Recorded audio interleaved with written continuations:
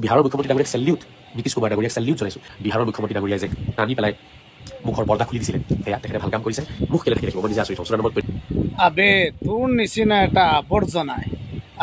তোৰ নিচিনা এটা আৱৰ্জনাই চেলুট জনালে আমাৰ কি আহিব আৰু কি যাব।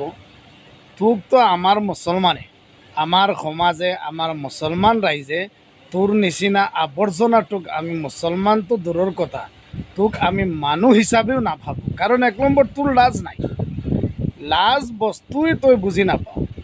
তোৰ যেতিয়া লাজ নাই, তই চেলুট জনালেও আমাৰ কি আহিব আৰু কি যাব। তোৰ দম আছে নেকি আমাৰ মুছলমান মহিলাসকলৰ এনেকুৱা মেকআপটো খুলিব পাৰিবনে? বা কোনোবা মন্ত্ৰীৰ হিম্মত হ'ব নেকি? এই মুখ ঢাকি লোৱাটো আমাৰ মুছলমান মহিলাৰ কাৰণে এইটো ফৰজ ইবাদত।